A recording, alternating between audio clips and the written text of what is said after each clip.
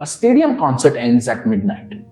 The crew begins dismantling the staging immediately because by 4 p.m. the very next day, a completely new temporary city must be operational in another venue. The logistics of this transition are dictated by strict constraints. The crew has to pack 100 tons of heavy equipment, transport it up to 500 miles, and rebuild the entire structure within a 10-hour transit and load-in window. This mass consists of 500 individual moving lights, a building-sized 4K video wall, precisely engineered audio arrays, and the industrial diesel generators required to run them. Building a show at this scale is a rigorous application of critical path management. Every action is a mathematical prerequisite for the next. This logic creates a sequence with no margin for error. Because each step is a prerequisite, an out-of-order component or a single delayed truck stalls the downstream build and threatens the afternoon deadline. At 6 a.m., the host venue is an empty concrete and grass shell. The photographic evidence shows the scale of the temporary metal architecture that must rise inside that shell by the afternoon. Every bolt, structural beam, and suspension cable in this skeleton is modular. The entire structure must be physically disconnected and relocated every single night of the tour. Transporting a structure of this density requires a dedicated fleet, often exceeding 30-50 3-foot semi-trucks. This creates a physical bottleneck. 30 trucks arriving simultaneously would create gridlock on the stadium floor, halting the build before it starts. And to solve this, engineers map out the supply chain puzzle in advance, dictating a strict unloading sequence before the first piece of steel is ever lifted. The success of the build is dictated by the arrival sequence of the fleet. The truck that arrives at 6 a.m. determines the pace for the next 10 hours. Truck number 1 must contain the rigging motors and the steel ceiling grid.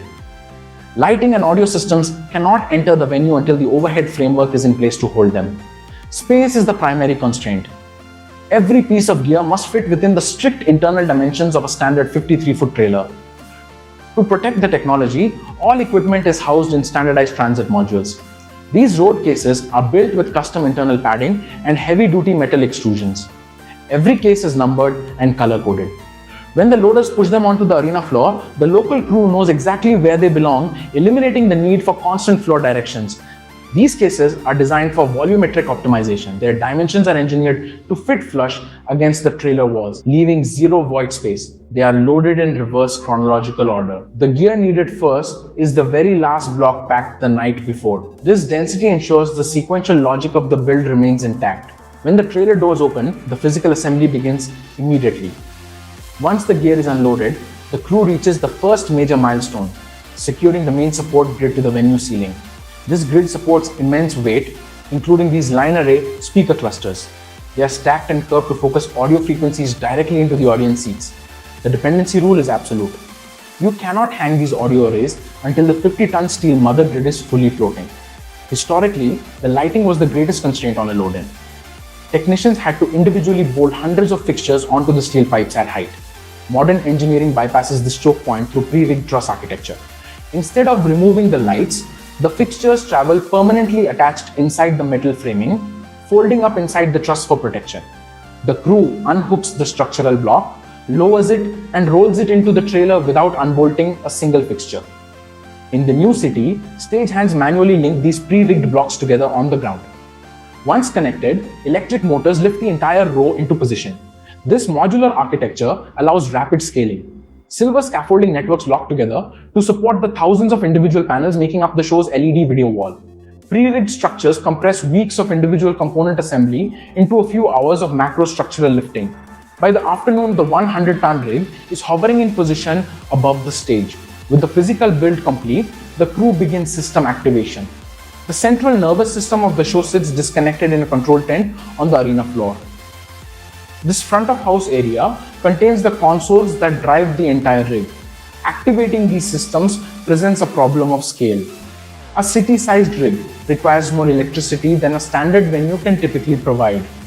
Attempting to run a stadium tour on standard building power would overwhelm the infrastructure, potentially melting the internal wiring.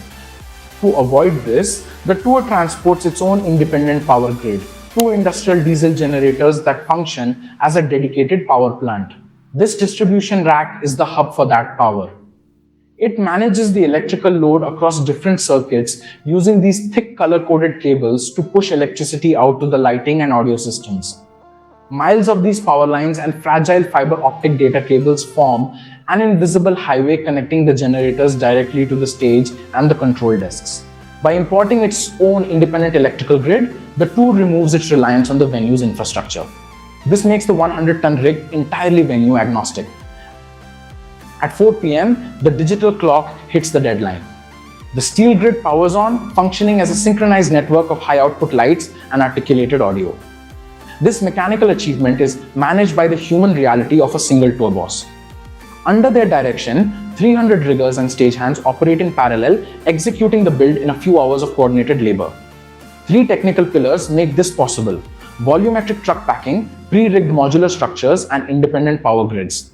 The victory of the 24-hour turnaround is engineered in advance. By identifying the physical choke points and building modular solutions, engineers ensure the deadline is met every night. 100 tons of steel and technology moved 500 miles and rebuilt from scratch in a single day.